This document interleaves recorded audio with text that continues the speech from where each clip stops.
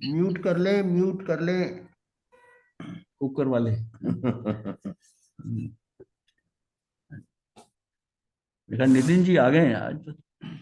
नहीं नहीं, ये तो नितिन का उनका नंबर उनका ले लेते हैं। नहीं वो तो आ जाती है पिक्चर में। मतलब हाँ जी। बुद्धिपूर्वक अबुद्धिपूर्वक राग ये हमने कर लिया है। अब हम देखते हैं कुछ गाथाएं जो समय सार की गाथाएं जो इसके साथ रिलेटेड है, उसका बिल्कुल संदर्भ है उसमें। जहां जहां कहीं हमने वहां डिस्कशन किया है, जैसे वो बाल स्त्री को लेकर करा पुरुष और बाल स्त्री को लिया है, लेकिन कुछ गाथाएं ऐसी हैं वो भी वैसे ही एक्सप्लेन करती हैं। ये समय सार की गाथा जो है, समय सार के अंदर जो है ये जो 9 अधिकार है उसमें समासार गाथा जो है ना 181वीं जो गाथा है आश्रव अधिकार। इसका भावार्थ क्या है कि पूर्व के कर्म केवल आत्मा की सत्ता में पड़े हुए जब तक उदय में नहीं आते तब तक ना तो भोगे जाते हैं और ना ही ये उनके कारण से रागी द्वेषी होकर नए कर्मों को बांधता है। जीव जो है ना उनसे रागी द्वेषी होकर नहीं बांधता है, परंतु जब वह कर्म उदय में आकर रस देते हैं तब यह जीव उनके फल को भोगता है। उस समय यदि राग द्वेष आदि भाव करे तो फिर नए कर्मों को बांधता है। अगर शायद भाव से कर ले फिर नहीं बनेंगे, नहीं भोगेगा। अगर भाव आएंगे भोगने के तो फिर बांधना। अगर उसका वेदन कर रहा है तो अटकेगा ही। गाथा 182 इसके साथ नेक्स्ट गाथा ही है।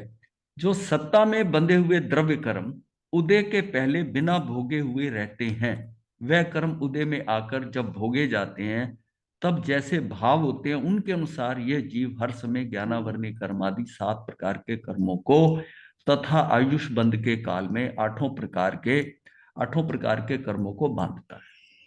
मतलब जिसका आयुष बंध रहा होता है तो अदरवाइज 7 कर्म बनेंगे, 7 कर्म बनेंगे उसके। अब यह है कि सत्ता में बंधे हुए द्रव्य कर्म उदय में जब आते हैं, जब द्रव्य कर्म उदय में आते हैं उसमें जो मोहनी कर्म है उसके उसका औधिक कर्म जो औधिक कर्म उदय में आ गए तो मोहनी कर्म के कारण नवीन कर्म बने। मोहनी कर्म और किसी कर्म के कारण नहीं बनते, मोहनी के कारण बनते हैं और उसके अनुसार ही 7 या 8 कर्म बन जाते हैं। आयुष कर्म सबका हमेशा नहीं बनता। और ऐसा भी वर्णन आया है कि अगर जितने जीव हैं इस लोक में, अगर इसमें 256 ढेरियां लगा दी, 256 की ढेरियां लगा दी जाए, 256, ये जो डिंगला कहते थे, क्या डिंगला, डिंगला डिंगला का 256 लगाए तो 255 में 255 के नहीं कर आयुष बंधेगा और एक का बंधेगा। यानी रेशो क्या है, एक से ही दो, मतलब एक जो है एक का बनेगा, 255 का नहीं बनेगा। तो उन्होंने सारा जीवों को 256 की संख्या में लेकर कि उनकी उनकी पूरी जीव राशि की 256 ढेरियां बना दी, जैसे बराबर बराबर बराबर बराबर जो भी जितने भी जीव हैं, जिसके जितने जीव हैं उसकी 256 ढेरियां बनाई। उस 256 ढेरियों में से एक ढेरी जो है ना उसका उसके जो है ना आयुष का बनेगा, एक पर्टिकुलर टाइम पे उसके बनेंगे, बाकियों के नहीं बने, नहीं बने।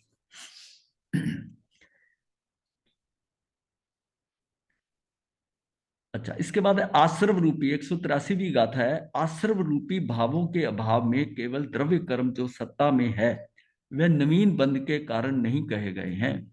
जो सत्ता कर्म में सत्ता में पड़ा है उसका कारण नहीं बन गया। हाँ, इस कारण से सम्यक दृष्टि कर्मों का बांधने वाला नहीं होता। सम्यक दृष्टि है वो नहीं बांधने वाला होता उसका। यद्यपि गुण स्थानों की अपेक्षा 13वें सहयोगी केवली गुण स्थान पर्यंत कर्म बंद होता है, यहां तक कर्म बंद होता है, परंतु सम्यक्त की अपेक्षा जिसके केवल मात्र सम्यक्त हो गया उसके भी कर्म बंधपना नहीं है, क्योंकि संसार छेद के कारण सम्यक दर्शन ज्ञान चरित्र उसकी आत्मा में विद्यमान है। इससे थोड़ी स्थिति सहित जो कर्म बंध कुछ प्रकृतियों के गुण स्थान के अनुसार होता भी है वह संसार को बढ़ाने वाला नहीं होता। इसी कारण सम्यक्ति को अबंधक कहा है। उसके उसमें अगर कर्म बंधा भी है ना वो इतना अल्प होगा, हाँ, इतना मंदतर होगा कि उसका इसको इन्होंने अबंधक मान लिया। पर अगर कोई कहे कि उसका बंधेगा नहीं तो बंधेगा तो है। पिछला सारा जो है इसी बेस के ऊपर था। इससे पूर्व में बांधे हुए कर्म सत्ता में मौजूद हों भी, परंतु राग द्वेष आदि भाव आश्रम के अभाव में वह कर्म बंध के कारण नहीं होते। पूर्व में बांधे हुए कर्म सत्ता में मौजूद हैं, पर राग राग जो है, राग द्वेष आदि के ये अभाव हो जाए, अगर इनके भाव आश्रम का अभाव हो जाए तो वो कर्म बंध के कारण नहीं होते। गाथा 184 ये है कि इसका अर्थ है कि सम्यक दृष्टि जीव के कर्म बंध के कारण राग द्वेष मोह रूपी भाव आश्रव नहीं होते। इसी से केवल पूर्व में बांधे हुए द्रव्य कर्म आश्रव भाव के बिना नवीन कर्म बंध के कारण नहीं होते। मतलब जो राग द्वेष मोह रूपी उसके भाव आश्रव नहीं होते। इसका मतलब जीव की जिसमें द्रव्य कर्म उदय में आते हैं, उसमें उसकी उसके अपने भावों में वो कहाँ स्थित है, उसकी आत्मा की उज्ज्वलता कितनी है, उसके अंदर की कितनी निर्मलता आ गई है, जिसके कारण की कोई कुछ तो बहुत जल्दी भड़केगा, कोई बहुत हल्का सहज में भड़केगा, किसी का कुछ असर ही नहीं होगा, वो उसको इग्नोर कर देगा, मथेन बदा, तो उसको उसको जो है उसको फर्क नहीं पड़ेगा। इसका विशेष अर्थ है कि सम्यक दृष्टि जीव के राग द्वेष मोह आश्रव भाव नहीं होते, क्योंकि अन्यथा सम्यक दर्शन की उत्पत्ति नहीं हो सकती। अर्थात जिसके राग द्वेष मोह है उसके मिथ्या भाव है और सम्यक्त भाव नहीं है। ये बड़ी क्लियर है कि राग द्वेष मोह जो है, मतलब इसमें राग द्वेष मतलब अनंतानुबंधी की चौकड़ी है, उसका मिथ्या भाव है और सम्यक्त भाव नहीं है। इसी इसी का विस्तार यह है कि अनंतानुबंधी संबंधी क्रोध मान माया लोभ और मिथ्यात्व के उदय से पैदा होने वाले जो राग द्वेष मोह है वे सम्यक दृष्टि के नहीं होते। ये पक्ष है। हाँ, प्रवचन सार के अंदर भी है कि प्रवचन सार की गाथा क्रमांक 80 में मोह के नाश का उपाय बताते हैं। जो पुरुष द्रव्य गुण और पर्यायों, द्रव्य गुण और पर्यायों का जो है, पर्यायों का यहाँ इसलिए है कि संसार का प्रत्येक पदार्थ इन तीन रूपी है। द्रव्य गुण पर्याय, संसार का प्रत्येक पदार्थ इन तीन रूपी है, अतः इनका जान लेना आवश्यक है, क्योंकि इनका यथार्थ ज्ञान जनेन्द्रीय प्रतिपादित शास्त्र से ही हो सकता है, इसलिए शास्त्रों का अध्ययन करना आवश्यक है। ये बात जो है द्रव्य गुण पर्याय, ये जरूरी इसलिए समझना। और इससे क्या है कि द्रव्य गुण और पर्यायों के द्वारा अरिहंत भगवान को जानता है, वही आत्मा को जानता है, और निश्चय से नियम से उसी के मोह का विनाश को प्राप्त हो, मतलब उसी का मोह विनाश को प्राप्त होता है उस जीव का, जो निश्चय से यह बात जानता है। अरिहंत भगवान का जैसा स्वरूप है, निश्चय ने से आत्मा का भी वैसा स्वरूप है। अतः अरिहंत के भगवान ज्ञान से आत्मा का ज्ञान स्वभाव सिद्ध है। जिस पुरुष को 100 टंच मतलब परफेक्ट, 100 टंच का मतलब है कि शुद्धता में के समान शुद्ध आत्म स्वरूप का बोध हो गया है, उसका मोह कर्म शीघ्र ही नष्ट हो जाता है। उसका मोह कर्म जो है ना वो शीघ्र ही नष्ट हो जाता है। भाव ये है कि मोह से संबंध छुड़ाने के लिए इस जीव को सबसे पहले शुद्ध आत्म स्वभाव की ओर अपना लक्ष्य बनाना आवश्यक है। सबसे पहले शुद्ध आत्म स्वभाव की ओर अपना लक्ष्य बनाना। जो ही यह जीव अपने ज्ञाता दृष्टा स्वरूप की ओर लक्ष्य करता है, त्यों ही बुद्धि पूर्वक होने वाले राग आदि भाव नष्ट होने लगते हैं। अब ये देखिए कि जिस समय वो उधर लक्ष्य करता है, ज्ञाता दृष्टा आत्मा की तरफ दृष्टि करता है, त्यों ही बुद्धि पूर्वक होने वाले राग आदि भाव नष्ट होने लगते हैं। उसके कि अंदर जब स्थित हो गया, अपने रमणना करने लगा, तो बुद्धि पूर्वक का क्या मतलब है कि बुद्धि पूर्वक मतलब है दर्शन मोहनी के कारण, दर्शन मोहनी के कारण। और हमने जाना था अबुद्धि पूर्वक का मतलब है चरित्र मोहनी के कारण, चरित्र मोहनी के कारण, और उसके कारण उसमें स्थिरता आती है चरित्र मोहनी के कारण। तो यह यहाँ सारी बात वहां ही आती है कि हम जीव कैसे ज्ञाता दृष्टा रहे, ज्ञाता दृष्टा स्वरूप की ओर लक्ष्य करता है।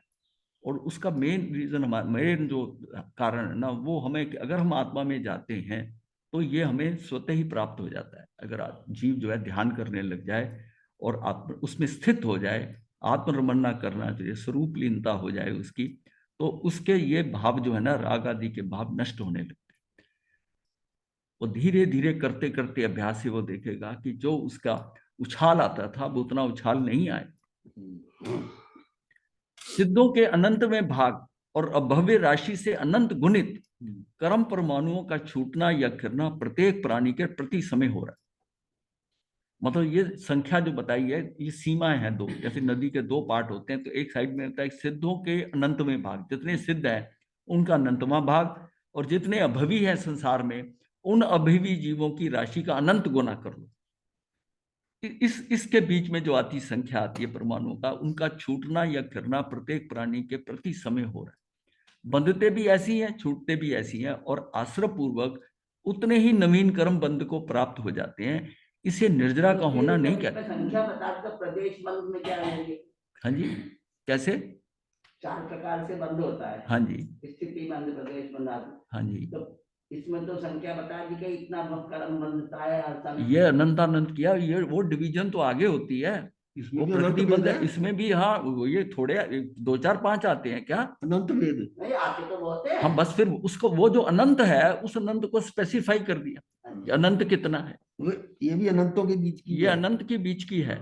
अनंत को कहते हैं कितना अनंत, मिनिमम भी अनंत है, इसमें भी हाँ अनंत की भी कितनी वैरायटी है। तो प्रदेश बंद तो अपनी जगह है ना। हाँ वो अपनी जगह। प्रदेश बंद तो आपके योगों से है, हाँ। वो उतने मल्टीप्लाई और ले लोगे, जितना मर्जी कर लो, जितना उतनी तीव्रता, इतना जल्दी भड़को, इतना उछलने लग जाओ कि जो है एकदम किसको पता नहीं क्या कर दूंगा अपने योगों में, शरीर भी नहीं संभाला जा रहा, तो वो उसके उतने ही ज्यादा आएंगे। योगों की जितनी जो है सहजता होगी, बड़े आराम से करोगे, उतनी ही मात्रा कम होगी, उतनी मात्रा कम होगी, और ये बड़ी आसानी से कंट्रोल हो सकती है मात्रा। कि जो काम करना है वो सहजता से करो, सोच के करो। जितने हम इंपल्सिव होके करते हैं ना, एकदम तेजी से, कि जैसे कर्म उधर से द्रव्य कर्म उदय में आया और उस समय को देखकर हम भड़केंगे उतना, हाँ, क्योंकि उस समय जब द्रव्य कर्म बांधा तो उस समय कषाय क्या थे, उसी अनुसार जो है अनुभाग आएगा, और वो जैसे ही आएगा, अब आज आपकी स्थिति अगर उससे खराब है तो उससे ज्यादा भड़क जाओगे जो बांधे थे, और ये होगा कि कर्म जितने काटे नहीं उससे ज्यादा बांध लोगे। और अगर आपकी स्थिति उज्जवल है, अब निर्मलता है, अंदर शांति आ गई है, या अपनी आत्मा का उत्थान हो गया है, अब वही कर्म जो है उतना उछाल नहीं मारेगा, और हो सकता है बहुत हल्के बने, बहुत हल्के बने। तो ये सम्यक दर्शन में ये सबसे बड़ा बेनिफिट यही है कि जो पुराने कर्म आ रहे हैं, उछल के आ रहे हैं, कर्म में आ रहे हैं, उससे कर्म नहीं बंद होगा उतना, उतनी तेजी से होगा। इसका मतलब हम डिक्लाइनिंग साइड पे हो गए। मान लिया वो कर्म इतना था, उसका हो सकता है 1/3 1/4 इससे अल्प अल्प बंधता जाएगा। कर्म शुरू में घटेंगे, जब हमारी स्थिति बदलती है तो धीरे धीरे कर्म जब घटते हैं ना, तो कर्म तो कई वैरायटी के हमने बांधे हुए हैं, पर जिस जिस इंटेंसिटी के बांधे हैं, जिसके उतनी उतना अब हमारा कंट्रोल बढ़ गया है। अब भाव कर्म उतना नहीं उछाल मार रहे, और अब जो हल्का सा होगा उससे वो कर्म जो है अगर बंधेंगे भी तो बहुत थोड़े बंधेंगे, और अगर हम कंट्रोल कर गए उसको, और नहीं नहीं हमारे में कोई नहीं आता है, हम अपनी आत्मा में बैठे हैं, ध्यान कर रहे हैं, स्थिति ऐसी नॉर्मल है, तो वो आकर नृत्य हो जाए। तो ये बात यही बताया जा रहा है कि निर्जरा को भी एक्सप्लेन किया जा रहा है कि यहाँ पर इसे निर्जरा का होना नहीं कहते। अगर आपके पुराने कर्म छूटे और नवीन बांध लिए तो इसे निर्जरा का होना नहीं कहते। जीव का कल्याण उस निर्जरा से होता है जिसके होने पर नवीन कर्म परमाणुओं का आश्रव और बंध नहीं होता, वो नहीं होता, वो उसको कहेंगे निर्जरा। संवर के बाद ही उसी समय निर्जरा होना कहा गया है, अर्थात एक समय में या तो कर्म बंध होता है या निर्जरा होती है। तो पक्का इसको मतलब सिद्धांत है, अर्थात एक समय में बंध भी हो और निर्जरा भी हो, ऐसा नहीं होता, ऐसा नहीं होता। सम्यक दृष्टि जीव के इंद्रियों के द्वारा जो चेतन अचेतन पदार्थों का उपभोग होता है वह सब निर्जरा के निमित्त होता है। और सम्यक दृष्टि जीव की कैसी उत्कृष्ट महिमा है कि उसके पूर्वबद्ध कर्म उदय में आ रहे हैं, और उनके उदय काल में होने वाला उपभोग भी हो रहा है, परंतु नवीन कर्म बंद नहीं होता, वो कर्म नहीं बंद होता, किंतु पूर्वबद्ध कर्म अपना फल देकर खिर जाते हैं। अब ऐसे भी कर्म होंगे कि जो हमारी उस उज्ज्वलता में वो कर्म बंधेगा ही नहीं। जब हम कहते हैं 41 प्रकृतियों का कंट्रोल हो जाता है 41 का, तो वो उसके वैसे जो कर्म उदय में आएंगे, अब वो तो बंधने नहीं है, उस तरह के तो कर्म बंधेंगे नहीं, तो वो कर्म जो है ना, वो आकर जो है नवीन कर्म का बंध नहीं होता, और जो होता है वो बहुत अल्प होता है। तो यहाँ पर यह है कि वो कहते हैं वो पूर्ववत के कर्म अपने आप अपने फल देकर फिर जाएंगे। सम्यक दृष्टि जीव कर्म और कर्म फल का भोक्ता अपने आप को नहीं मानता। क्योंकि उसकी अगर चेतना ज्ञान चेतना है, ये दोनों जो कर्म है और कर्म फल चेतना है, यह ज्ञानता में आती है। उसका भाव होता है मैं ये करूं, मैं ये करूं, ऐसा करूं, और और उसको भोगूं। जो मुझे पुण्य से, पिछले पुण्य से मिल गया है, मुझे उपलब्धि हो गई है, मैं चाहता हूँ कि ये तो मैं भोगूं, ये तो मुझे प्राप्त हुआ है। तो उसको, ये जो है सम्यक दृष्टि जीव कर्म और कर्म फल, कर्म फल का मतलब उसको भोगना, कर्म फल आएगा ही, जो अगर पुण्य जो पुराने किए हुए हैं। और ये कर्म करने को उद्यत इसलिए होता है कि वो समझता है कि मैंने पुरुषार्थ करना है, मैं तो वहां जाऊं, प्रवचन सुनूं, मैं तो ये करूं, मैं तो समाई करूं, मैं वो करूं करूं का भाव से वो कर्म बांध लेता है। इसमें करने में जितना शुभ कर रहा है, तो हमने ये बात की थी कि शुभ करेगा तो अघाती कर्मों के अंदर तो उसका शुभ हो जाएगा, और बाकी ये जो घाती हैं ये अशुभ ही बनेंगे। और अशुभ का मतलब ये है कि इसको समझिए कि वो जो बांध रहा है वही बनेगा ना अशुभ, तो वो तो उसकी मुक्ति और दूर हो रही है, वीतरागता दूर हो रही है। तो जितना जितना मेरा करने का भाव आ रहा है, क्यों कहा अक्रिय होने के लिए भगवान ने, क्यों कहा, और पुरुषार्थ किसको कहा कि सम्यक पुरुषार्थ दिया कि तू कुछ मत कर। हम पुरुषार्थ जो है ना भौतिकता के हिसाब से, सामाजिक संसारिक दृष्टि से देखते हैं कि बहुत पुरुषार्थ किया उसने, बड़ी मेहनत की, बहुत, जितना पुरुषार्थ किया उसने अगर अच्छा किया तो वो पुण्य बांधेगा। लेकिन ये घाती कर्मों का क्या होगा, जिसमें जिसकी प्रकृति अशुभ ही होती है। बस ये होता है जब शुभ कर रहे होते हैं हल्के बंधते हैं, नहीं तो ये तेज और कर्कश बंधते हैं, बस इतनी बात है। पर आपकी मुक्ति के अंदर तो बाधक है ये, कर्म का करना मुक्ति में बाधक है। कर्म का करना अच्छा संसार देना है आपको, तो वो घाती कर्म अघाती कर्म जो है वो बढ़िया बनेंगे। और बढ़िया क्यों, तो नाम कर्म बढ़िया होगा, गोत्र कर्म बढ़िया होगा, आयुष अच्छा होगा, क्योंकि शुभ कार्य कर रहे हो। तो उससे उससे क्या है कि ये सारा आएगा। ये हमने कई बार रिपीट किया है, लेकिन ये बहुत पक्की चीज बिठा लो इसमें कि हमें ना करने में भला है हमारा, अगर मुक्ति मुक्ति के पॉइंट ऑफ व्यू से ना करने में भला है। सम्यक दृष्टि जीव कर्म और कर्म फल का भोक्ता अपने आप को नहीं मानता, वह उनका ज्ञायक तो होता है परंतु भोक्ता नहीं।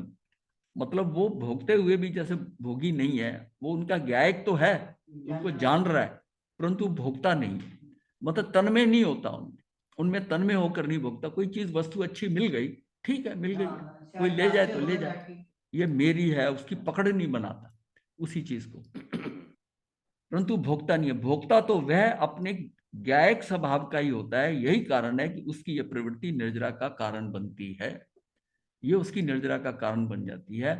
मतलब उसके अगर जो कर्म उदय में आ रहे हैं वो भोगते हुए भोगी, तो वो तो कर्म कर्म तो उसके फिर ही रहे ना, खत्म हो रहे हैं, क्योंकि उसको वो सहजता से भोग रहा है। जो भी भोजन सामने आया कर लिया, जैसा मिला वैसा कर लिया, ना किसी चीज की इच्छा है, ना अपेक्षाएं हैं, ना इच्छाएं हैं, तो कुछ है ही नहीं। सारा फंसता क्या है कि जहां हम अपेक्षाओं, इच्छाओं से, लालसाओं से, तृष्णाओं से उसको पहले ही उसका विचार करते कि ये हो जाए तो अच्छा, ये मेरे पास आ जाए, हो जाए, तो उसमें कर्म बंधेगा। और वही चीज आपको अनएक्सपेक्टेड मिल गई, आपके ठीक है आ गई है तो ठीक है, और उसका आपने भोग भी कर लिया, बहुत सहजता से कर लिया।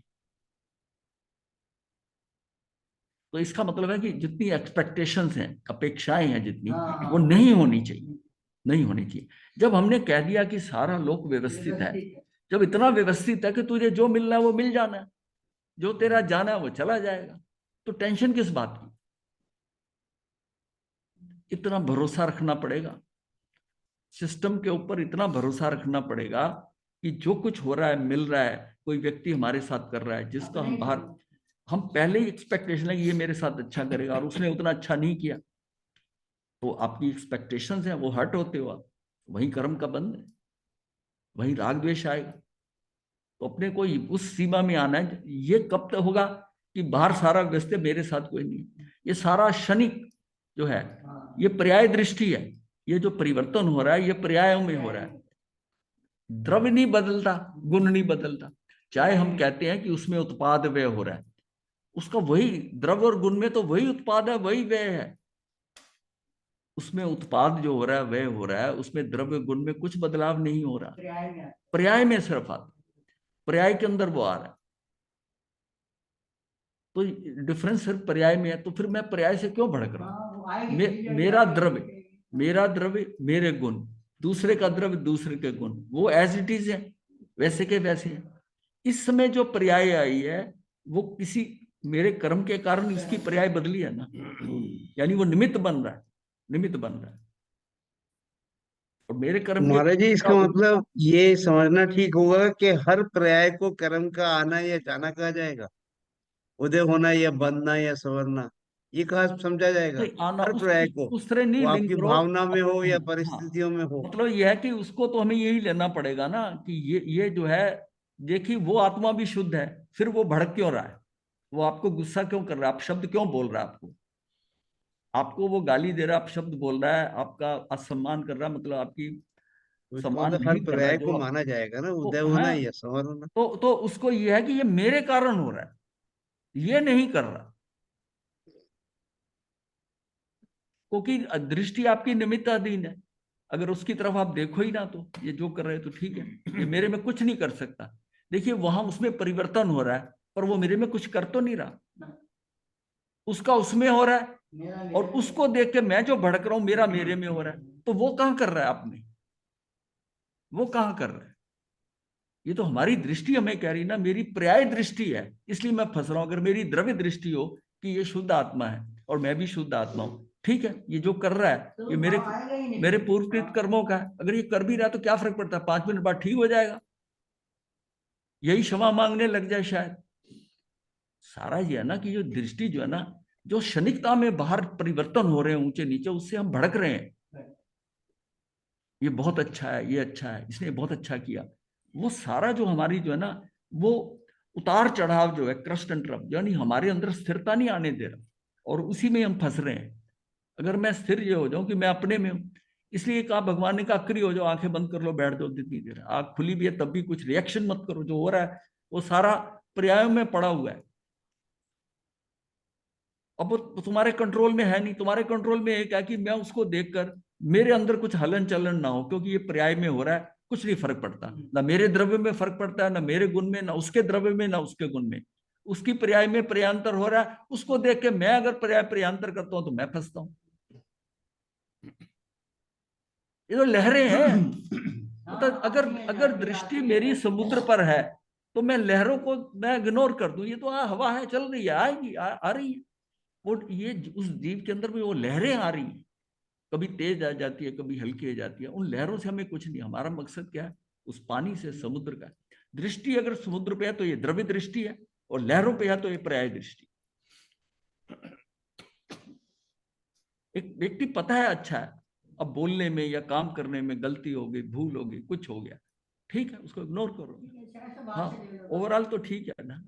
और सारे कोई संपूर्ण, मतलब ये हमारी क्या है कि हम अपेक्षाएं रखी हुई हैं। वो जो मापदंड है ना, ये ऐसा, ये ऐसा करे, इसको ऐसा करना चाहिए, और वैसा नहीं हुआ ना, वही आप भड़कते, वही मिलता है, वही क्रोधित वही होता है जब उसने जो सेट मार्क है उसके अकॉर्डिंग काम नहीं हुआ या किसी ने नहीं किया, वो क्रोधित होता है। फिर एक बात है, जब अपने से गलती होती है फिर क्रोधित क्यों नहीं होता, उतना क्रोधित नहीं होता। कई कई लोग वो भी क्रोधित होते हैं, अपना माथा फोड़ लेते हैं, क्या करते, खंबे में सिर मारते हैं, मतलब उनकी शरीर कंट्रोल नहीं होता। मतलब ये चीज सारी समझने की है कि ये जितना वेरिएशन हो रहा है ना, ये सारा एक किस्म से, हो रहा मेरे हाँ कर्मों के अनुसार हाँ, ही, सब कुछ मेरे अनुसार ही ये हो रहा है। प्राकृतिक डांस है, हाँ, ये स्वांग है, ये सारा रच रहा है, व्यक्ति आ रहा है, पैदा हो रहा है, ये जा रहा है, उसको व्यवस्थित है, मैं आ गया, मैं जा रहा हूँ, मतलब ये तो सारा देखता क्या है हो रहा आराम है। से, हाँ देखता है। हाँ, आत्माओं के हिसाब से देखे, उनसे हिसाब से, ना किसी ने मरना है ना किसी ने जीना है, ये सारा प्रयांतर हो रहा है। अब उससे हम कितना ज्यादा चलित हो जाते हैं, मतलब एकदम विचलित भी हो जाते हैं, ऐसा क्यों नहीं हुआ, ऐसा क्यों नहीं हुआ, ये सारा ऐसा चल रहा है। बस ये अपने अंदर भाव पुष्ट हो जाए, धीरे धीरे होगा। ऐसा नहीं है ये शब्द जितने बोलने में आसान है उतना समझ नहीं, लेकिन यह है कि जो कुछ भी हो रहा है, बदलाव हो रहा है, वो सारा बहुत क्षणिक है, क्षणिक है। क्योंकि जो जो समान मेरे अंदर पड़ा हुआ है, यानी कि जो मेरे उपादान, मेरी योग्यता है, मेरे में केवल ज्ञान है, मेरे तो अगर वो दूसरा जीव भवी है तो उसमें भी पड़ा है, उसके उसमें भी सम्यक दर्शन पड़ा है, उसमें भी पड़ा है। मेरा हो सकता है मेरा क्षणिक उपादान के अनुसार वो थोड़ा पहले चल रहा हो, उसका बाद में चला, या उसका पहले चल रहा बाद में चल रहा, भाई इतना सा फर्क समझो कि जैसे एक उस गाड़ी में आ रहा है, दूसरा उसकी पीछे वाली गाड़ी में आ रहा है, तो यात्रा कर रहे हैं, यात्रा कर रहे हैं, क्या फर्क पड़ता है? अब वो अच्छा है वो बुरा है, ये कहने का भाव क्यों आ रहा है कि इसके पास भी वही सारा माल है, मेरे पास भी वही है, उसकी आत्मा भी वही है, उसके गुण भी वही है। ये हो सकता है मैं ऊपर की क्लास में चला गया, मैं आगे बढ़ गया, वो बाद में आया, वो नीचे जा रहा है। अब उसको बेवकूफ कहना या इसको ना समझ कहना, कहाँ कहाँ का है? कितनी सोच हो जाता है, कुछ हो ही ना। मतलब वो उसके पास भी वही कुछ है, वो थोड़ा पीछे है बस मेरे से, या मैं पीछे हूं उससे। तो उसके कारण जो वेरिएशन नजर आ रहा है, उसको हम समझते हैं कि मैं पता नहीं क्या हूं। तो उसको इतना ही सोचना चाहिए कि मैं उससे पहले, बल्कि ये सोचना चाहिए कि मैं उस राशि में से जहां अव्यय विहार से निकलकर मैं पहले आ गया, मैं तो अभी कहीं पहुंचा नहीं। ये हो सकता है बहुत पहले ही निकला और ये फटाफट आ गया, इसकी स्पीड ज्यादा तेज है मेरे से, मुझे लग रहा है मेरे से पीछे है, और हो सकता है बड़ी तेजी से चल रहा है। आगे निकल। दूसरे को ये समझो, और ये भी हो सकता है कि तू अपने आप को आगे समझ रहा है, ये तेरे से पहले मुक्त हो जाए, जिसको तू आप गलत समझ रहा है। तो उसके सिस्टम में क्या पड़ा आपको क्या पता है? अब जो लोग अर्जुन माली को खूनी कह रहे थे, ये कहते थे, पत्थर मारते थे, ये करते थे, अगर वो ये सोचते कि जो कुछ हुआ ये व्यवस्था में पड़ा हुआ था, अब ये साधु बन गया तो इसको गोचरी पानी दो ठीक ढंग से, ये संयम पाले, लेकिन सबने उसके साथ जो रिएक्शन, उसने उसको सहन किया, वो रिएक्शन उसके कर्मों से आ रहा था बाहर से, लेकिन उस सहन करके उन्होंने अपना काम कर लिया। तो उस समय जो प्रयांतर हो रहा था, अवस्थान्तर हो रहा था, उससे वो अफेक्टेड नहीं हुए, और इफेक्टेड होते तो फंस जाते। अब उन्हीं के सामने गुरु उनको छोड़ के चले गए, वो अकेले रह गए उस शहर में। उनको ये भी पता है लोगों ने खूब ताड़ना, खूब करना मेरे साथ, पर वो वहीं रहे, वहीं हुए तो काम हो गया, कार्य हो गया। वो भी भगवान महावीर के साथ वहां से विहार कर जाते तो ये सारे कर्म पड़े रह जाते।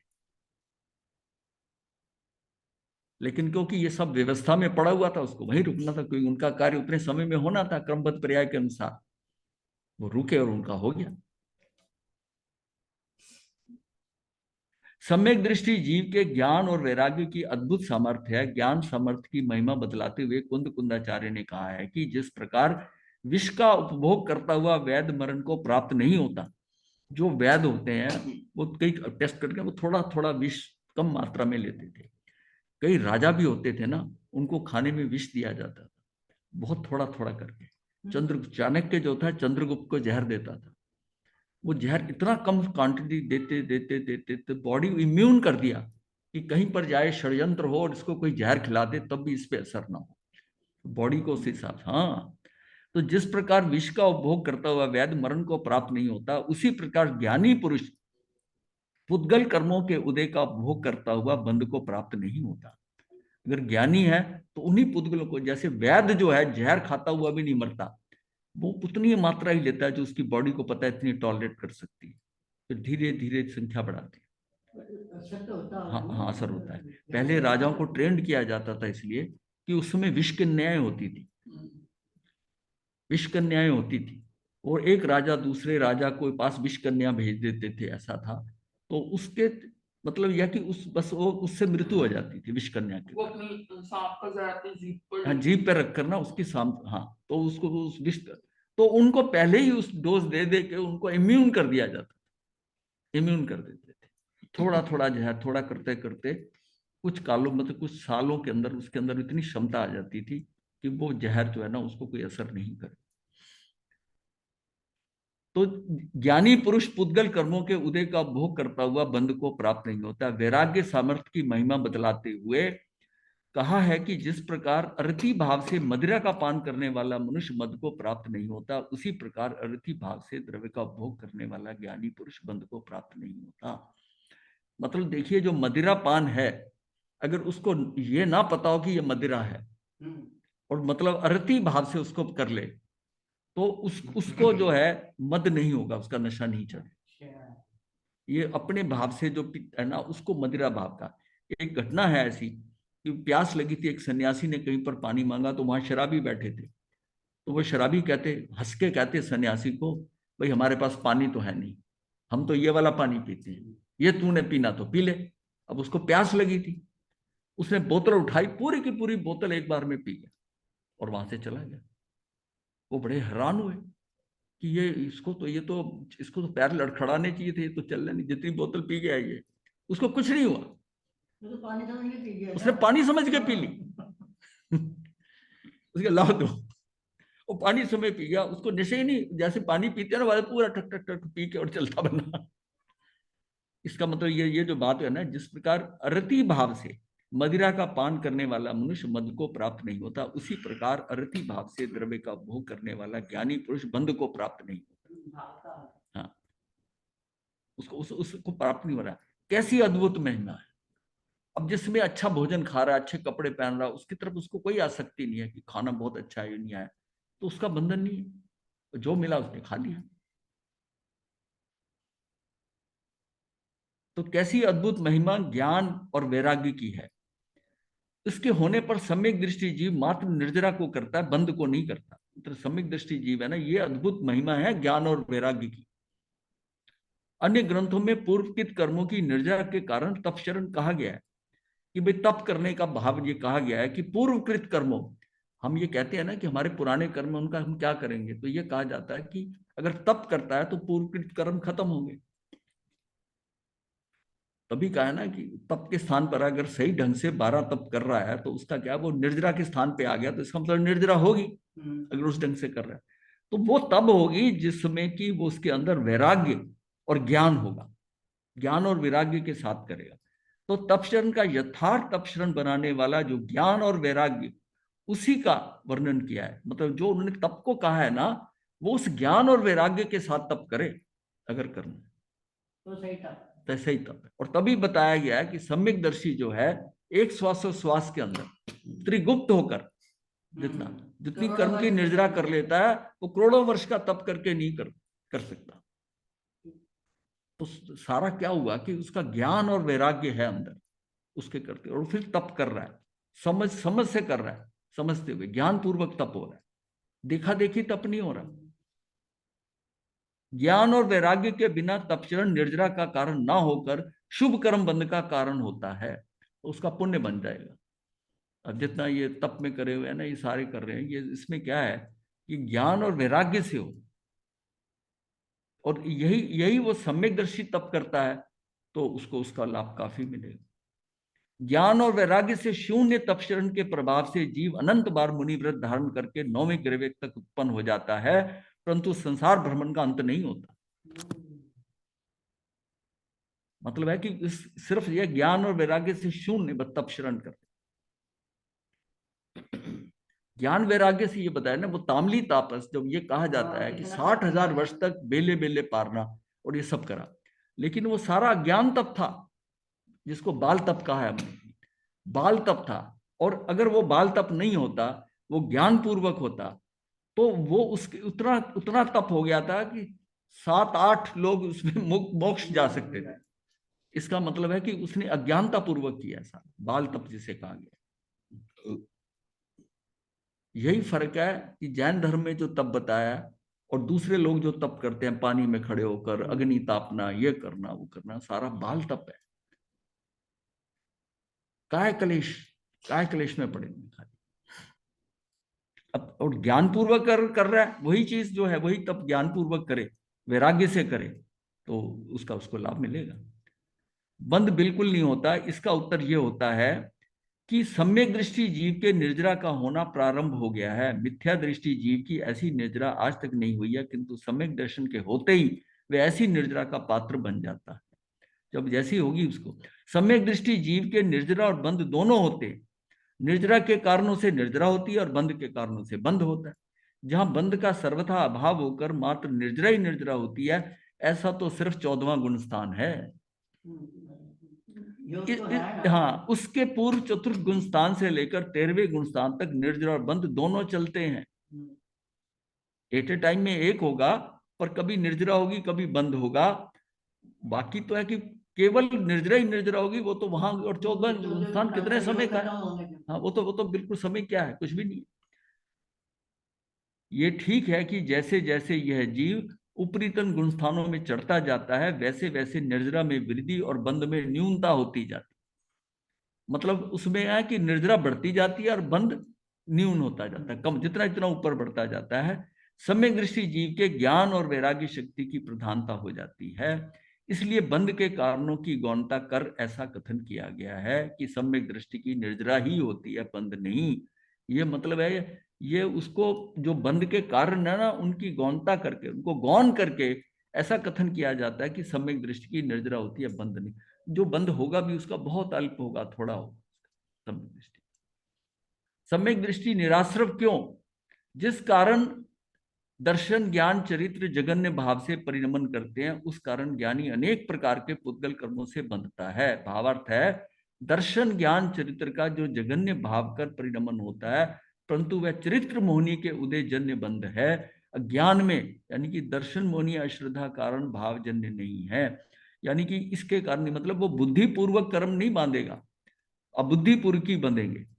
और ये जो है, यद्यपि केवल ज्ञान होने पर भी संयोगी केवली गुणस्थान अवस्था में योग निमित्तिक साता वेदनी का आश्रव आगम में कहा है, परंतु स्थिति बंध आदि से शून्य होने के कारण इसकी विवक्षा नहीं की गई। ये समय सार की गाथा 172 में आया है। तो बुद्धिपूर्वक नहीं, अर्थात अज्ञान में भावजन्य नहीं है। चरित्र मोहनी के उदय जन्य बंध अबुद्धिपूर्वक है। यही होगा सारा, कि बुद्धिपूर्वक नहीं होगा। ये जो यहाँ लिखा है ना, अज्ञान में, यानी दर्शन मोहनीय, यानी अश्रद्धा का कारण भावजन्य नहीं है, उसके अंदर वो कर्म बंध नहीं होगा सम्यकदर्शी के। और उसके सम्यकदर्शी में जो होगा वो चरित्र मोहनी के उदय जन्य बंध अबुद्धिपूर्वक हो।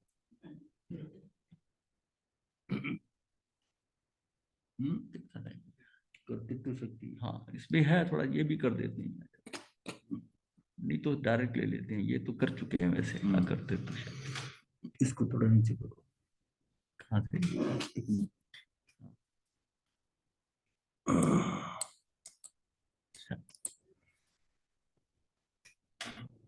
अब थोड़ा से नेक्स्ट ये विषय इसको देख लेते हैं। अच्छा, आज जो है ना, ये क्लास अंतिम है। इसके बाद में जो 2 हफ्ते बाद जो है 27 तारीख को फिर शुरू करेंगे, 25 बॉल से होगी। अब पूरा साइकिल रिपीट करेंगे उस हिसाब। अपनी जो है ना, जो बच्चों को, महाराज परिवार जी, वालों को। हाँ जी, जी तो हाँ कहते जी कि बोलिए। 16 तारीख से क्लास बंद करेंगे आप। हाँ, लेकिन अभी पहले ही आ गया मूड जो है, अब सब्जेक्ट देखकर कि थोड़ा अपनी शिविर की अपनी तैयारी कर लें।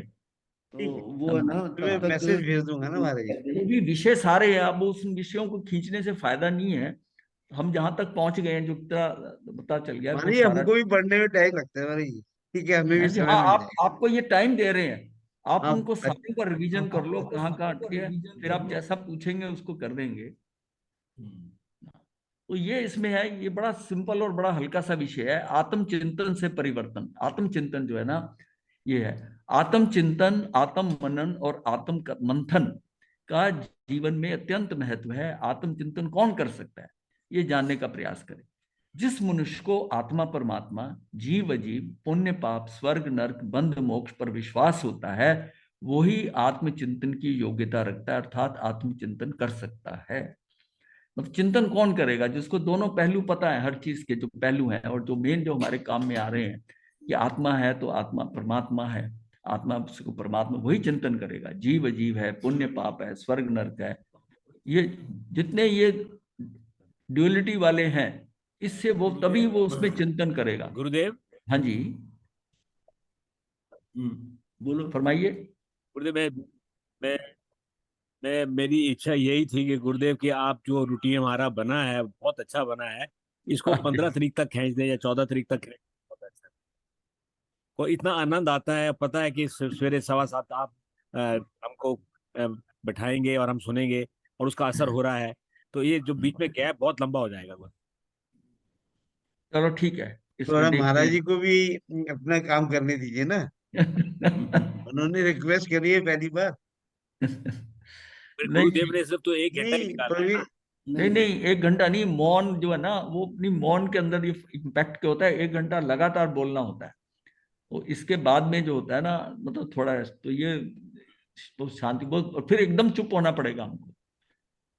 हमारे जी नहीं, आप अपना प्रोग्राम रखिए, कल से विषय को ऑफ कर दीजिएगा, कोई और दिक्कत नहीं। वो जो बाद का प्रोग्राम है ना, वो हाँ, हम लोग भी तो पढ़ सकते हैं ना भाई। वो बाद वाला जो प्रोग्राम है ना, वो तो नए जो फ्रेश आ रहे हैं, या आप रिवीजन करना चाहें, या बच्चों को। वो 10-15 दिन में खत्म हो जाता है, वो जो सारा सेटअप ज्यादा है। उसके बाद में जो आपने चिंतन करा होगा, जो विषय होंगे, आप लेंगे कि भाई इस विषय को दोबारा कर दें, ऐसा कर दें, वो भी कर सकते हैं, मैं अपने हिसाब से भी कर सकता हूँ। फिर मुझे अपना बहुत बेसिक चीजें नहीं बतानी है, अब ऊपर वाली चीजें जिसपे आपने एक्चुअल में कार्य करना है, वास्तव में अब आपका कार्य होना चाहिए, जहां आप पहुंच गए हैं वहां पर वो करना है। पर इसमें कुछ लोग जो नए आ जाएंगे ना, जुड़ जाएंगे, फिर उनको भी साथ लेके चलना पड़ेगा, बस ये है। गुरुदेव, मैंने तो पहले देर सोचा इज था ए इसको शो बंद। अपना इंग्लिश में। हाँ। गुरुदेव, वो एक आता है कि hit the nail on the head. तो आपका जो नेल है सर, वो गुरुदेव जा रहा है, अंदर जा रहा है, उसको रोको मत।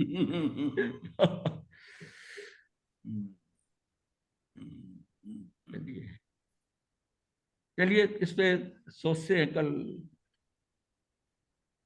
कल आपको ऐसा है, थोड़ा ध्यान ध्यान करा देंगे, उसी में डिसीजन ले लेंगे। बोला मैं चाहता हूँ लास्ट मोमेंट के ऊपर ना आप थोड़ा ध्यान के ऊपर करें। कल का रख हाँ, कल का रख लेते हैं, आपकी बात भी हो जाएगी। और कल संक्रांति हाँ होगी। हैं, हाँ, संक्रांति। वो आत्म दृष्टा जी कल कह रहे हैं कल संक्रांति है, इसलिए रख लो। चलो ठीक है। किसी ने बोला हाँ, कल तक सुनील जी की बात भी हो गई और इनकी भी बात हो गई। कल कर। अच्छा, तो हम कहे कि जिसको उन पर विश्वास है, जबकि आत्मचिंतन तो आत्म शांति समाधि संतुष्टि के स्वयं को अनुभव होता है, स्वयं को अनुभव होता है। आत्मचिंतन से दो बातें फलित होती है। मतलब हमें चिंतन जो करना है, क्यों आवश्यक है आत्मचिंतन जो करना है ना, चिंतन करते करते ही ना, ये आगे हमने एक पढ़ा था एक अनुप्रेक्षा। अनुप्रेक्षा जो होता है वो चिंतन का ही आगे बढ़ता है। चिंतन को ऊर्जा मिलती है, शब्द मिलते हैं और गहराई लेते हैं, और चिंतन करते करते वो गहराई के अंदर चला जाता है, जबकि अंदर और वो अनुप्रेक्षा में कन्वर्ट हो जाता है। जो परिवर्तन ध्यान करता है वो परिवर्तन अनुप्रेक्षा भी कर सकती है। ये चिंतन में, अगर चिंतन एक ही विषय के ऊपर, हर बार विषय बदलने का नहीं, उसी विषय में गहराई से बढ़ते बढ़ते समझे वहां तक वो चिंतन करता चला जाता है एक ही चीज को लेकर, और जहां अंत में पहुंचता है उसको कुछ ना कुछ उसका परिणाम मिल जाता है अनुप्रेक्षा से। कई लोग कहते हैं कि चिंतन वही करेगा जिसको स्वाध्याय होगा, जिसको ये ज्ञान ये होगा। ये ऊपर कौन है, ये स्वाध्याय तो बताया कि आत्मा परमात्मा जीव अजीब पुण्य पाप स्वर्ग नर्क बंध मोक्ष, उसको ये वही करेगा ना, चिंतन करेगा। हाँ, तो जो वो चिंतन से पहले वो योग्यता भी तो बनानी ये फिर अपना, फिर वो कर्ता भाव ही है। है। वो कर्ता भाव क्यों, वो 2 माह से सोना लेना गया था, कौन सा शास्त्र पढ़ के गया था? कपिल कपिल जो है केवली, वो कौन सा शास्त्र पढ़, लेकिन वो चिंतन ही कर रहा था, इतना लूं इतना लूं इतना लूं, फिर किलो में शेर में आधा राज ले लूं, राजा से आधा राज मांग लूं, फिर पूरा राज्य मांग लूं, वहां तक पहुंच गया। अब क्या आगे मांगू, कहाँ पहुंच गया? वो अनुप्रेक्षा थी, वो चिंतन अनुप्रेक्षा बन गया। अनुप्रेक्षा होते एंड रिजल्ट क्या आया कि मुझे कुछ नहीं चाहिए, जो पाना था पा लिया बस। ये जो करने वाली बात है ना, ये थोड़ी निकालनी पड़ेगी अंदर से। ये हो रहा है, वैसा हो रहा है, और जो आपसे हो रहा है पुरुषार्थ, वो जो होना है वही होगा। आप पुरुषार्थ से भी भाग नहीं सकते।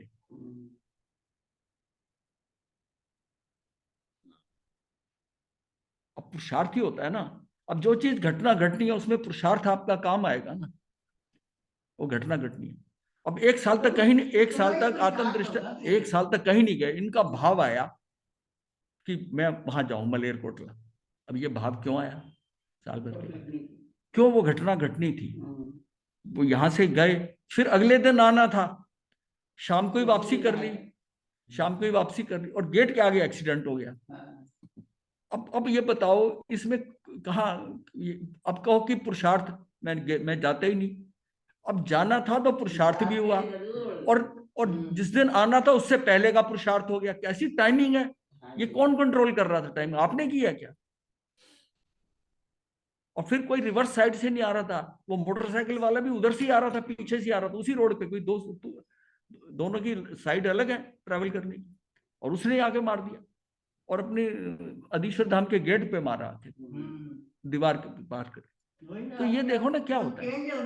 रिक्शा ही उनके पीछे हो गई, उनके आगे हो गई। इनकी रिक्शा पीछे चल रही थी, उपाध्याय जी की आगे चल रही थी। वो हाँ, वो शुक्ला ने क्या करा, तो सेवक ने उसने घुमाकर इनकी रिक्शा आगे कर दी, उसमें एक्सीडेंट हो गया। अब ये कितना व्यवस्थित पड़ा हुआ है, टाइमिंग और सारी चीज। और इस जगह पे कोई गाड़ी नहीं होती, उस समय ये भी देखो इनकी टाइमिंग के हिसाब से इनका एक्सीडेंट हो रहा है और एक बाहर से ना एक गाड़ी खड़ी है, वो ही गेट के पास गाड़ी थी, कोई आया कोई गाड़ी, और वही गाड़ी में उसी समय, यानी मुझे जब तक खबर मिली है ये जा चुके थे। और कितना कितना टाइमिंग कितनी परफेक्ट है। इसलिए ये चीजों से ना लर्न करना है अपने को कि हम क्या कर रहे हैं, मतलब सारा व्यवस्थाओं में पड़ा है। कहीं आपका पुरुषार्थ हो जाता है जैसा होना होता है, कहीं आप विड्रॉ कर जाते हो कि मैंने वहां नहीं जाना, वहां बचाव हो जाता है, पर होता वही है जो व्यवस्था में पड़ा हुआ है। इसलिए कर्ता भाव उड़ा दो बिल्कुल अंदर से, कि कर्ता भाव जो है ना कि मैंने किया, ऐसा करा, मेरे से किया, मैंने डिसीजन लिया। हाँ हाँ, ये भी नहीं, कुछ नहीं, सिस्टम में पड़ा था, बस ये सोचो। पहली बात है अपनी क्षमता का, अपनी योग्यता का, अपनी पात्रता का बोध होता है कि मैं अनंत ज्ञान संपन्न हूं, मैं अनंत दर्शन संपन्न हूं, मैं अनंत चरित्र संपन्न हूं, मैं अनंत आनंद और अनंत शक्ति संपन्न हूं, अर्थात मैं उत्थान कर्म बल वीर पुरुषाकार पराक्रम संपन्न हूं। मतलब इतनी अपने अंदर पहले क्या है कि ये चिंतन जो चलता है, तो पहले तो कॉन्फिडेंस ये होना चाहिए कि मेरी क्षमता क्या, मेरी योग्यता, इसके ऊपर, पात्रता के ऊपर। दूसरी बात क्या है, अपनी दीनता, हीनता, मलिनता का निराकरण भी आत्मचिंतन से होता है। चिंतन से ही विचार उठता है कि मैं क्या कर सकता हूं, मेरे से क्या संभवतः हो सकता है। इसमें ऐसा विचार कि मैं तुच्छ हूं, मैं अयोग्य हूं, अर्थात क्षमताहीन हूं, अर्थात नहीं कर सकता हूं, ऐसी हीनता, दीनता और मलिनता की भावनाओं का निराकरण आत्मचिंतन से ही होता है। और आत्म मनन और आत्म मंथन से आत्मिक आलोक अर्थात दृष्टि में परिवर्तन होना प्रारंभ होता है। साधक विचार करता है कि मैं कौन हूं, कहां से आया हूं, मुझे कहां जाना है। ये आचारण सूत्र का पहला सूत्र, कहां जाना है, मैं क्या कर रहा हूं, क्या मुझे वास्तव में करना चाहिए, कहां कहां अज्ञान आड़े आ रहा है, कहां कहां प्रमाद रोक रहा है, कहां कहां मोहवश अटकाव पैदा हो रहा है। इसके लिए अपनी वृत्तियों एवं प्रवृत्तियों को जानना है। इस अज्ञान को, प्रमाद को, मोह को दूर करने के लिए स्वाध्याय, ध्यान और सम्यक तप से पुरुषार्थ करना आवश्यक होता है। मुझे अगर ये पता हो कि मैं आप कभी एक कागज लेकर देखो कि मेरा भाव श्रावक के 12 व्रत लेने को क्यों नहीं हो रहा, अंडरलाइन करके चिंतन करके लिखो। मैं सर्ववृत्ति लेने के लिए मैं कौन चीजें मुझे रोक रही हैं, कहाँ कमी, मतलब नहीं, कौन सी चीजें, मेरी परिस्थितियां कौन सी है कि मुझे रोक रही है। फिर उसको आप नोट कर लो। ये आप समझते हो कि सर्ववृत्ति ठीक है, मुक्ति के लिए अच्छी है, पर मेरी प्रेजेंट कंडीशंस में नहीं, उसकी क्या कारण है जो तुम्हें नहीं फुलफिल हो रहे या तुम्हें नहीं जा सकते। तो देखिए दोनों स्टेप हैं, श्रावक के 12 व्रत ले लेने हैं, और ये जो है सर्ववृत्ति ले लेनी। दो टारगेट रख के चलो, ये पहले लेना है, वो बाद में। इसमें दोनों मेरे बाधक कौन से, और फिर उसको चिंतन करके देखो कि कहाँ आप अटके हो। क्या मोह है, क्या चीज है, ये राग है, ये द्वेष है, या परिस्थितियां ऐसी पड़ी हैं, या आप सोचते हो कि भाई ये अगर मैं जाता हूं तो ये तो पलायन हो जाएगा, मेरे कर्तव्य मुझको ये कह रहे, कर्तव्य आप नहीं सोचो करके कि कौन कौन से जो ना वो बाधक तत्व हैं आपको, और कौन से आपको प्रमोट कर रहे हैं कि भाई साधक है कि नहीं तू बढ़ जा आगे। किसी का स्वास्थ्य का कारण हो सकता है, किसी का शरीर का कारण हो सकता है, किसी का अज्ञानता भी हो सकती है, कुछ भी है, वो पहले एनालिसिस करेंगे मेरे में ये कमी है और ये मेरे प्लस पॉइंट है, मैं ले सकता हूँ। चिंतन करें, फिर देखो उसमें हल निकलेगा, अपने आप ही निकलेगा कि तू क्यों नहीं कर रहा। और श्रावक के 12 व्रत के लिए तो कोई दिक्कत है ही नहीं। स्वयं ही आदतें, वृत्तियों और प्रवृत्तियों यानी कि अपने स्वभाव से परेशान है, यदि हैं तो क्यों।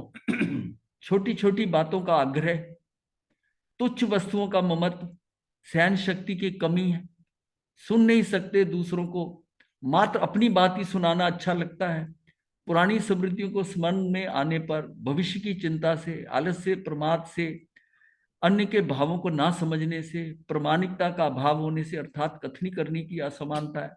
उपरोक्त आदतों से यदि आप परेशान हैं तो आप अपने आप को बदलने का प्रयास करें। ये इसलिए पॉइंट नोट किए हैं कि जब चिंतन करोगे तो किन किन पॉइंट पे चिंतन करोगे, तो आप इसमें इसी को टिक कर लो, आपको नहीं ध्यान में आएगी कई बातें। तो ये सेटअप जो है ना, इस सेट पे आप देख लो कि आप इसमें से क्या आ गया। क्या मुझे प्रमाद रहता है, आलस क्यों रहता है, आलस, मैं रात को लेट सोता हूँ, लेट सोती हो तो उठता लेट हूँ, और फिर मेरे पास टाइम नहीं है कोई ज्यादा, तो ये क्या है कि मेरा सिस्टम में कहीं टाइमिंग की गड़बड़ है। रात को क्यों लेट सोता हूँ कि मैं रात को टीवी देखता रहता हूँ, मैं रात को ये करता रहता हूँ। तो वो सारा चीज, वो रात के 2 बजे सोते हैं, 12 बजे सोते हैं, वो सुबह फिर लेट ही उठेगा ना। तो ये सारी आदतें आपको देखना पड़ेगा। छोटी छोटी बातों का आग्रह करना, तुच्छ बातों में ममत्व रखना, ये मेरी चीज है, ऐसी है, तो सहन शक्ति की कमी है। देखो क्या सहन शक्ति की कमी है। तो फिर बदलना है तो क्या करें? अब यह है कि इनको बदलना हो तो क्या करें? भोजन में परिवर्तन लाएं, खट्टा तीखा अति गर्म भोजन में कमी करें, इच्छाओं कामनाओं को सीमित करें, आवश्यक अनावश्यक सुचारू रूप से जानें, संकल्प शक्ति को बढ़ाएं, नियमों प्रत्याख्यानों का कठोरता से पालन करें। ये संकल्प शक्ति बढ़ा देगा। इस बात पे चिंता मत करो, इसको छोड़ने से क्या होगा, इसको छोड़ने से क्या होगा। इसको छोड़ने, किसी वस्तु को छोड़ने से और कठोरता से पालने से तेरी संकल्प शक्ति बढ़ जाएगी। संकल्प शक्ति का बढ़ने का मतलब है कि तेरी आत्मवीर्य बन जाएगा, बढ़ जाएगा, तेरी अंदर की शक्ति बढ़ जाएगी अंदर। और इसका मतलब है कि तेरे इसके करने से, कठोरता से पालन करने पे अंतराय कर्म पे चोट हो रही है, उस पर तेरा कंट्रोल बढ़ रहा है, तेरी संकल्प शक्ति बढ़ रही है। अगर आप ऐसी शक्तियों की मैं नियम लेता नहीं, मैं प्रत्याख्यान करता नहीं, पर एक बार ले लेता हूं तो छोड़ूंगा नहीं, कई लोग ऐसी बात करते हैं, उनकी स्थिति बहुत अच्छी है। जो महाराज ने कहा फट से ले लेते हैं और फिसल भी जाते हैं, या निगोशिएट करते हैं, महाराज 15 दिन का करा दो, 1 दिन का करा 10 दिन का करा दो, अंदर हौसला नहीं पड़ रहा। मतलब यह है कि ऐसा, वो क्षत्रियों वाली बात है, राजपूत की शान में नहीं, मैंने नहीं करना, और करना है तो फिर छोड़ना नहीं। तो ये उसकी संकल्प शक्ति को बढ़ा देगा। योग मुद्राओं का प्रयोग करें जिससे प्रवृत्तियां सधे। योग आसन प्रयोग से शरीर संतुलन करे। मौन का अभ्यास करने से, मौन का अभ्यास करने से निर्भीकता और निर्विचारिता और निर्विकारिता आती है। चुप रहने में सबसे ज्यादा निर्भीक हो जाएगा जीव अगर चुप रहता है, निर्विचार हो जाएगा और निर्विकार हो जाएगा। तीनों ज्ञान दर्शन से तीनों आ गए। सिर्फ मौन के अभ्यास करना, मौन इतना जरूरी है। आप सभी से भी कहूंगा कि अपने दिन के अंदर एक समय कर लो कि जिसके अंदर आपको पता हो कि ठीक है कि मैंने मौन करना है, बात नहीं करनी, 2 घंटे 3 घंटे 4 घंटे मौन, कुछ नहीं बोलना। ये सुनील जी तो बड़े आराम से कर सकते हैं। अंदर तो चलता रहता है, बाहर से मौन हाँ, कर लेते हैं। बड़े आराम वही से तो कर- मुसीबत है। सुनील कौन? व्यवस्था परिवर्तन से, योजनाशील अर्थात नई नई योजना करने वाला, भेद ज्ञान की साधना से, जीव अजीव का ज्ञान हो, आत्मा व शरीर दोनों सदेंगे भेद ज्ञान से। गुरु अनुग्रह से अर्थात गुरु मार्गदर्शन से, गुरु से पूछ लेंगे मेरे में ये आदत, ये ऐसा मेरा नहीं कंट्रोल हो रही, गुरु से समझ के कर ले। अनुप्रेक्षा से, काय सर्ग से, इससे बदल सकता है। उपरोक्त परिवर्तनों से बदलाव लाया जा सकता है। तनाव मुक्त जीवन कैसे पाएं? तो इंग्लिश का जो शब्द सी है वो बताया कि इन सी से बचो। वो सी से यानी तनाव मुक्त होने के लिए सी से बचो। सी में क्या है? क्रिटिसिज्म यानी आलोचना, निंदा, कंप्लेन करना, शिकायत करने का, कमेंट कटाक्ष करना, कंपैरिजन तुलना करना, करेक्शन दोष निकालना, कंपटीशन प्रतिस्पर्धा करना। इन जितनी सी है ना, इसे हट जाओ, इसको क्योंकि मैंने ये करनी नहीं। केयरलेसनेस सबसे बड़ा, ये लापरवाही, ये 7 जो है 7 सी से अपने आप को हटा लो। ये तब है जब आप बदलना चाहते हो। तब अपने जीवन की सार्थकता किसमें है? किसमें है सार्थकता? हम क्या कर रहे हैं? तन की आसक्ति कारण शरीर में अटके हुए हैं। हमें क्या करना चाहिए?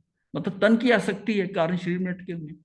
धन संपत्ति से लगाव है व मित्रता हो। अहम आग्रह आवेग आंतरिक द्वेष कलेश अपेक्षाओं की अधिकता से पापों में वृद्धि। इच्छाओं कामनाओं और वासनाओं का विस्तार बढ़ता रहे। संसारिकता में रचा पचा असंयम का फैलाव।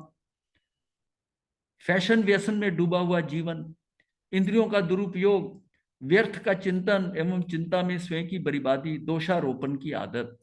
ये सारे क्या है? ये सारे 10वां मायाचारिता का प्रभाव। ये सारे जो है ना, ये सब, ये आसक्तियों में ऐसी आसक्तियां होती है। कोई फैशन है, कोई डिजाइनिंग में फंसा हुआ है, ये बढ़िया है, उसमें समय जा रहा है हर काम में। धन संपत्ति में अटका हुआ है, तन की आसक्ति में अटका हुआ है, ये सारी। तो हमें वास्तव में क्या करना चाहिए? करना क्या चाहिए? आत्मा की परवाह, चिंता करें आत्मा की, धर्म से मित्रता करें, सादगी युक्त जीवन, सत्य संयम का विस्तार, संस्कारों का जागरण, अध्यात्म का अनुसरण, पुण्य निष्काम भाव से, अगर पुण्य भी हो रहा है तो निष्काम भाव से हो, संवर निर्जरा की वृद्धि, पर प्रशंसा का भाव मात्र धर्म से उत्साहित करने के लिए, धर्म कथा में रुचि, दूसरों को सन्मार्ग बताने के लिए। धर्म कथा किस लिए? कि दूसरों को सन्मार्ग बताना, कथा कोट करनी, बताना, समझाना उसको। और सरल और सहज स्वभाव और अपनी भूल का स्वीकार करना, ये वही है सजग, ये अपनी भूल का स्वीकार भाव। तो क्या है? सजग हो जाओ, सहज हो जाओ, सरल हो जाओ। सरल सहज स्वभाव तथा अपनी भूल का स्वीकार भाव हो जाए तो सजग हो गया। ये अपनी भूल का स्वीकार वही करेगा जो सजग होगा। ये 10 है। इन चीजों को अगर आप देखोगे ना तो अब फिर अपने आप को कर सकते हो कि क्या आप सकारात्मक सोच रखते हैं? यदि नहीं तो क्यों नहीं रखते? ये इसलिए रखा था कि ये जो छुट्टियां 15 दिन की, जो 14 दिन की आपको छुट्टियां मिल रही हैं, ये जो सर्दियों की छुट्टियां मिल ये होमवर्क था। ये अपना जो है ये ऐसा करें कि आपको इन पे चिंतन करना है कि बुद्धि से स्वार्थी है क्या, भाव अटपटे आते हैं, चिंतन संकीर्ण अर्थात छोटा है, बहुत है, आकांक्षाएं अधिक है अर्थात असीमित है, चंचलता अत्यधिक है, स्थिरता तो ना बराबर ही है, ना के बराबर है, स्थिरता है ही नहीं है, तुरंत ही फल की चाहना, सहजता प्रतीक्षा ठहराव का अभाव, रुकना ही नहीं, बस उसी समय मुझे फल अभी मिले, काम काम कम करना और करने का प्रदर्शन अधिक दिखाना, ऐसे दिखाना कि पता नहीं, अहम आवेश युक्त जीवन है, अति शीघ्र प्रभावित हो जाना। ये सारा क्या है कि सकारात्मक सोच रखते हैं। यदि नहीं तो ये आप सब ऐसी सोच रखना चाहते हैं तो कैसे, क्यों नहीं? क्योंकि ये रीजन है, ये कारण है कि आप नहीं रख पा रहे सही। सम्यक सोच रखें, दूसरों की गलती नहीं उनके गुणों को देखें, अर्थात मात्र छिद्र नवेशी ना बने, हर बात का उज्जवल पक्षी जाने, अनावश्यक चिंताएं ना पालें, धैर्यशाली बने, संकट में साहस रखें, आशावादी रहें, उत्साही बने रहें, क्योंकि परिस्थितियां बदलती रहती हैं। उत्साही इसलिए कि अभी मैं थोड़ा नीचे हूं, हो सकता मैं बाजी जीत जाऊं। देखा ना, जीतता हुआ पहलवान हार जाता है, खेल मतलब खेलते हुए बाजी पलट जाती है। और जो खेलने वाला है उसके पत्ते उसको खराब ताश के मिलते हैं। वो अगर इस तरह सोच जाए कि मेरे पत्ते खराब है, मैं तो जीत ही नहीं सकता, वो खेलने को इतने सुचारू रूप से खेलता है कि वो अपने खराब पत्तों से ही मैदान मार जाता है। सिर्फ है कि उसको अपना दिमाग में ध्यान रखना पड़ता है कि दूसरे के हाथ में कौन से पत्ते हैं, इतनी कैलकुलेशन रखनी पड़ती है। देखा है कि लोगों के खराब पत्ते से उसने ना कर लिया, मतलब हाँ कि ये कला, हाँ, पत्ते खराब आए ठीक है, प्रारब्ध उसके हिसाब से खराब है, उस सिचुएशन को कैसे पलट लेगा वो, हाँ हाँ वही कला है। अब हरिकेशी बल, सारी सिचुएशन उल्टी, रंग रूप सारा उसका गोत्र कर्म, ये वो, गुस्सा इतना आता है, ये आता है, कैसे पलटी? एक दुमुही को देख के पलट लिया जीवन। एक इतनी सी बात में, हालांकि बच्चे थे, कि जो किसी को कष्ट नहीं देता, दुख नहीं करता, दुखी नहीं होता, उसको दूसरे तंग नहीं करते। इसका मतलब तुझे जो सारे तंग करते हैं, तू दुमुही की तरह हो जा, बस ये बात थी। परिवर्तन हो गया और मुक्त हो गए। एक भव में सब कुछ कुरूपता थी, कुछ नहीं था, पैसा कुछ नहीं है, चंडाल घर था, सब कुछ चंडाल के घर पैदा होकर और मुक्त हो गए, सिर्फ इसलिए कि एक दृष्टांत को देखकर पूरा परिवर्तन कर दिया।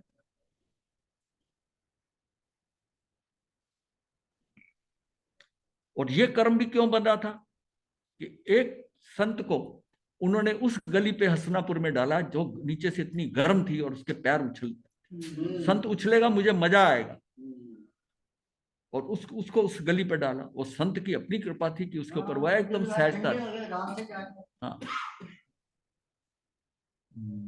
वो उस पर आराम से चल के, तभी समझ में आया कि देखिए ये क्या है, इसकी तो अपनी उनके कर्मों में पड़ के फिर दीक्षा ले ली, सब कर ली, लेकिन वो उसका दुख तो पाना ही था जो वो पाप मन में आया था। हो गया टाइम हो गया अभी, हाँ बस ठीक है, मैं ये हमारा काम भी खत्म हो गया। हर परिस्थिति में प्रसन्न रहने का प्रयास करें, उमंग उत्साह से कार्य करें, उमंग और उत्साह से अच्छे प्रसंगों का स्मरण करें और संकीर्ण दृष्टि त्यागें, समन्वयवादी बने, कर्म सिद्धांत पर अडिग विश्वास रखे, क्योंकि कर्म प्रणाली व्यवस्थित है। कर्म की प्रणाली इतनी व्यवस्थित कि कुछ बाहर प्राकृतिक व्यवस्था सारी है और कर्म प्रणाली वो व्यवस्थित है, दोनों का इंटरेक्शन सारा व्यवस्थित हो रहा है, कुछ भी इधर उधर नहीं हो सकता, इतनी जबरदस्त सेटिंग है। और हिसाब जो है ना समयों में है, मिनटों और सेकंड वाली बात नहीं है, समय के अंदर इतना सूक्ष्म है, इतनी कैलकुलेशन है, एक्यूरेसी इसमें है, नहीं तो आगे पीछे हो सकता है अगर कुछ सेकंड या नैनो सेकंड में हो, समय के अंदर है, उसके भाग ही नहीं हो सकते। जिस समय में ये होना है उसी मोमेंट, पर्टिकुलर मोमेंट, हाँ उसके, क्योंकि उसके दो हिस्से नहीं हो सकते उस समय के। तो सारी जो व्यवस्था पड़ी हुई है कर्म की और बाहर की, सारी समय के अंदर। समय मतलब यूनिट, काल का यूनिट। तो सदैव याद रखें कि परिवर्तन से बदलाव अवश्य होता है। रात के बाद दिन है ही, मतलब अगर आज रात नजर आ रही है तो मतलब क्या है, सम्यक सोच रखेगा तो कल दिन भी तो चढ़ना है ना। तो रात के बाद दिन है ही। धर्म चर्चा में अधिक सुने, कम बोले। प्राणों से सुने मात्र कानों, मतलब प्राणों से सुने मात्र कानों से नहीं, प्राणों से सुने। इससे आपकी दृष्टि सकारात्मक, अनावश्यक हस्तक्षेप करने की आदत त्यागे। फजूल में टांग अड़ानी कोई नहीं।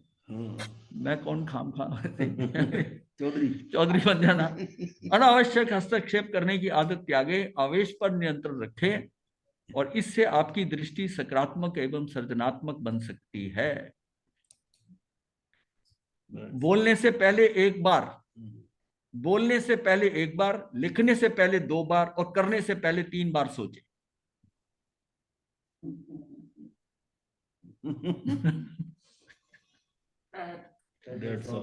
चलो हाँ जी, चलिए। टिप गुरुदेव, हाँ जी, गुरुदेव आप इशारे में बहुत कुछ कह जाते हैं, अब पकड़ने वाला होना चाहिए बस।